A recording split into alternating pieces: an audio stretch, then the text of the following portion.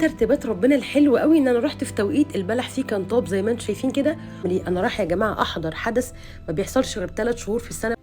من حوالي 9 سنين كده قريت روايه، والرواية دي خلتني عايشة قايمة نايمة بحلم إن أنا أزور المكان ده. 9 سنين بحالهم كل ما أحاول أروح المكان ده حاجة تحصل وتمنعني، لحد أسبوع واحد بس عدى ربنا شاء إن أنا أروح المكان ده وأعمل في نفسي عملة كنت كل يوم وأنا بعملها أقول أنا بعمل في نفسي كده ليه. هتعرفوا العملة دي وأتمنى إن كلكم تعملوها في نفسكم.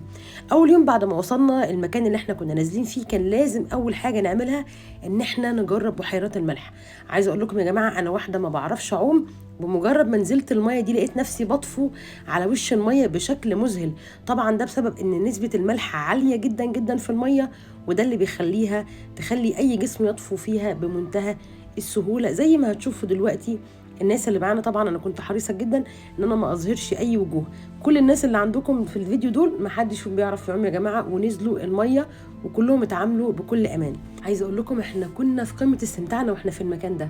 روحنا وتاني يوم بدات بقى المرحله الحقيقيه للرحله بتاعتنا. طبعا ده صوره للمكان اللي انا كنت موجوده فيه. احنا كنا جنب جبل الدكرور، وطبعا الناس اللي راحت سيوه عارفه المكان ده كويس قوي. اول حاجه عملناها فطرنا وشربت الشاي اللي باللويزه اللي كان بقى ادمان عندي وانا اصلا ما بشربش الشاي.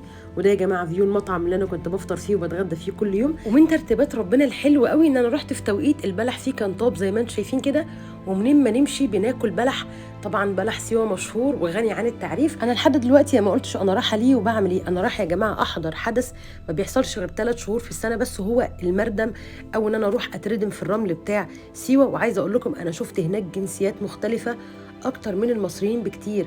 المرادم دي كل واحد المفروض بينام في الحفره دي لمده معينه، وبعد المده دي بيدخل بعد كده الخيمه. وطبعا المده دي اللي بيحددها المعالج او المعالجه على حسب اذا كنت راجل او كنت سيده، لان الرجاله في مكان والسيدات في مكان. وبندخل الخيمه اللي بيكون مجهزين فيها مشروبات بنشربها فور دخولنا الخيمه زي الحلبه، ولما بنروح الفندق بيدونا تاني سوائل زي الشوربه وعصير الليمون وغدا محترم فيه نسبه حلوه من البروتين، وطبعا الشاي اللي باللويزه اللي انا بقيت مدمنه ليه.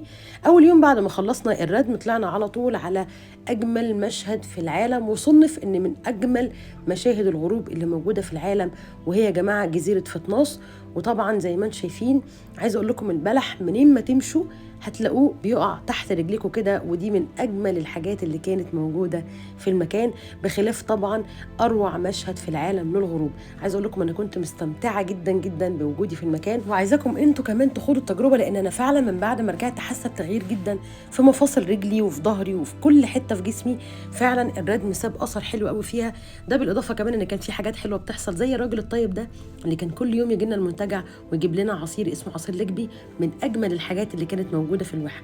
عايزه اقول لكم انا رحت المكان ده وقضيت 5 ايام شامله كل حاجه بسعر ما كنتش احلم بيه. واللي عايز يعرف اي تفاصيل ان شاء الله هسيبها لكم في اول تعليق. وطبعا حظي الحلو وقعني في حد زي استاذه رباب، هي اللي كانت مشرفه عن الكلام ده كله. ان شاء الله هحط لكم صفحتها وهحط لكم ارقام تليفوناتها للي حابب يلحق اخر اسبوع في الموسم. لو عجبكم بقى الفيديو لايك وشير، واتمنى لكم كل خير.